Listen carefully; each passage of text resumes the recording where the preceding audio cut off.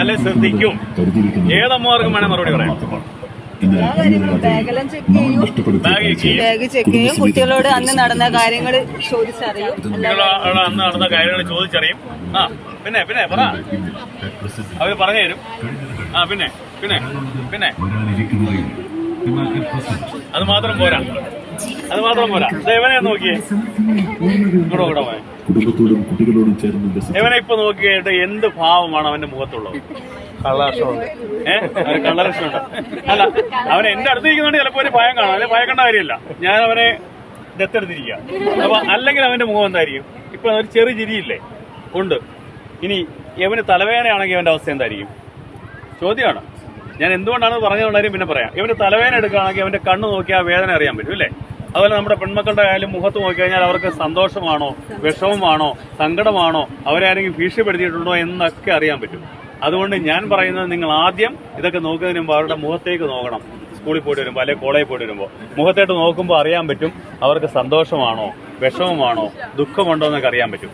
എന്നിട്ട് എന്ത് ചെയ്യണം? ഒന്നാമത്തത്, അവർക്ക് വിഷമം ഉണ്ടെങ്കിൽ അവരുടെ ചോദിക്കണം എന്താണ് അവരുടെ വിഷമത്തിന് കാരണം എന്ന് ചോദിക്കണം. അത് മനസ്സിലാക്കണം. രണ്ടാമത്, അപ്പൊ ഇത്രയും കാര്യങ്ങൾ സംസാരിച്ച് അവരുടെ മുഖത്ത് നോക്കി 2 വാക്ക് 2 മിനിറ്റ് സംസാരിച്ച് കഴിയുമ്പോൾ അവരുടെ മുഖഭാവം നമുക്കറിയാൻ പറ്റും, അവരുടെ മനസ്സിലിരിപ്പ് നമുക്കറിയാൻ പറ്റും. എന്തുകൊണ്ടാണ് അങ്ങനെ ചോദിച്ചതിന് കാരണം മനസ്സിലായോ?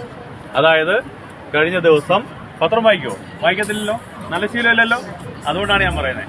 കഴിഞ്ഞ ദിവസം 4ാം ക്ലാസ്സുകാരിയായ ഒരു കുട്ടിയുടെ ബാഗ് അമ്മ പരിശോധിച്ചപ്പോൾ 2500 രൂപ വരുന്ന ഇലക്ട്രോണിക് സിഗരറ്റ് ആ ബാഗിൽ നിന്ന് കിട്ടി. ആ 4ാം ക്ലാസ്സുകാരിയായ 9കാരിക്ക് എവിടെ നിന്നാണ് ഇലക്ട്രോണിക് സിഗരറ്റ് കിട്ടിയത് നമ്മൾ ചിന്തിക്കണ്ടേ? എവിടുന്ന് കിട്ടി? 8ാം ക്ലാസ്സുകാരിയായ ബാഗ് പരിശോധിച്ചപ്പോൾ MDMA. എന്താണ് MDMA അറിയോ? മാരകമായ മയക്കുമരുന്നായിട്ടുള്ള MDMA ആണ് 8ാം ക്ലാസ്സുകാരിയായ ബാഗ് പരിശോധിച്ചപ്പോൾ കിട്ടിയത്. ആ കുട്ടി ആത്മഹത്യ ചെയ്തു. കാരണം എന്താണെന്ന് അറിയണ്ടേ? 8ാം ക്ലാസ്സുകാരി ആത്മഹത്യ ചെയ്യുന്നതിന് കാരണം എന്തായി?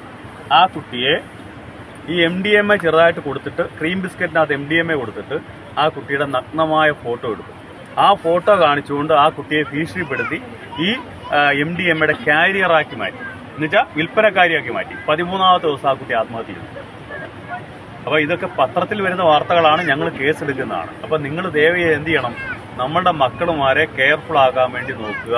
സ്കൂളിൽ പോകുമ്പോഴും വരുമ്പോഴും നമ്മുടെ മക്കളുമാരെ വളരെ കെയർഫുൾ ആകണം. അവരുടെ കാര്യങ്ങൾ സംസാരിക്കണം. ഒരു ഫ്രണ്ട്ലി ആറ്റിറ്റ്യൂഡ്, അതായത് മക്കളുമാരും അമ്മയും തമ്മിൽ ഒരു ഫ്രണ്ട്ലി ആറ്റിറ്റ്യൂഡ് വളർത്തിയെടുക്കണം. സംസാരിക്കണം, അവരുമായിട്ട് സംസാരിച്ചുകൊണ്ടേയിരിക്കണം. അതുപോലെ തന്നെ ആവശ്യമില്ലാതെ മൊബൈൽ ഫോണുകൾ കൊടുത്ത് കളിപ്പിക്കണ്ട. കൊച്ചു കുഞ്ഞുങ്ങളിപ്പോൾ മൊബൈൽ ഫോൺ കൊടുത്താലേ അവർ ആഹാരം കഴിക്കും. ആ ശീലമേ വേണ്ട. കാരണം കഴിഞ്ഞ ദിവസം കണ്ടോ അമ്മയുടെ കഴുത്തറുത്തത്? 14കാരൻ അമ്മയുടെ കഴുത്തറുത്ത കണ്ടോ? ഇവിടെ 14കാരനായിട്ടുള്ളൊരു കുട്ടി, അല്ല 8ാം ക്ലാസ്സിൽ പഠിക്കുന്ന കുട്ടി തൊട്ടപ്പുറത്ത് ആത്മഹത്യ ചെയ്തു. എന്താ കഴിച്ചറിയോ? ആ അമ്മയുടെ മൊബൈൽ ഫോണിലെടുത്ത് കളിച്ചിട്ട് 1.87 ലക്ഷം രൂപയാണ് ഗെയിമിങ്ങിലൂടെ നഷ്ടപ്പെട്ടത്. 1. 2, ആ കുട്ടി കളിച്ച ഓൺലൈൻ ഗെയിമിങ്ങിലൂടെ അവനെ കഴുത്തിൽ കുരുക്കിട്ട് ആത്മഹത്യയിലേക്ക് നയിച്ച ഗെയിം.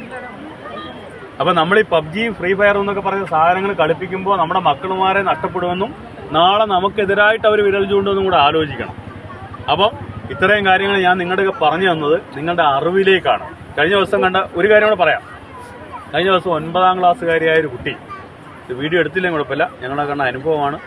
9ാം ക്ലാസ്സുകാരിയായ ഒരു കുട്ടിയുടെ കട്ടിലിനടിയിൽ 3 ദിവസമായിട്ട് അവന്റെ കാമുകൻ ഒളിച്ചിരിക്കുകയാണ്. ആ കുട്ടിയുടെ +1 പഠിക്കുന്ന ആ കുട്ടിയുടെ ചേട്ടത്തിക്ക് അറിയാമായിരുന്ന ഒരു സംഭവം. എന്നിട്ട് പോലും അമ്മ അറിഞ്ഞില്ല, 2ാമത്തെ നിലയിൽ. അപ്പോൾ 3 ദിവസം കഴിഞ്ഞപ്പോഴാണ്. അപ്പോൾ നമ്മുടെ അമ്മമാരെന്ത് ചെയ്യണം?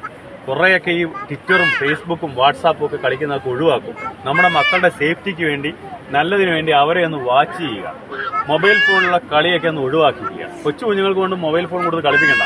ഇപ്പോൾ കണ്ടില്ലേ, കൊച്ചു മൊബൈൽ ഫോൺ ഇങ്ങനെ തോണ്ടിക്കൊണ്ടാണ് ആഹാരം കൊടുക്കുന്നത് ചെറിയ കുഞ്ഞുങ്ങൾക്ക് വരെ. അത് ശീലിപ്പിക്കേണ്ട. ആ ശീലങ്ങളൊക്കെ മാറ്റുക. അത് തെറ്റായ ശീലങ്ങളാണ്. അത് നാളെ നമ്മുടെ മക്കൾക്കും നമ്മുടെ കുടുംബത്തിലും ഒക്കെ ദോഷം വരുമെന്നുള്ള കാര്യം ഒന്ന് മനസ്സിലാക്കുന്നത് നല്ലതായിരിക്കും. അപ്പോൾ നിങ്ങളുടെ ഉല്ലാസത്തിന് ഞാൻ കൂടുതൽ തടസ്സം നിൽക്കുന്നില്ല. നിങ്ങൾ ഉല്ലാസിക്കുക. നമ്മുടെ മക്കളുമാരുടെ കാര്യം നോക്കണം. 2 കാര്യങ്ങളാണ്. ഇത് ഡ്രൈവിൻ ബീച്ചാണ്. കഴിഞ്ഞ ദിവസം ഇവിടെ ഒരു ആക്സിഡന്റ് നടന്നു. 4 വയസ്സുള്ള ഒരു കൊച്ചിന് ആക്സിഡന്റ് പറ്റി. കാരണം കരയിലേക്ക് പോകുമ്പോൾ അവർക്കറിയില്ല.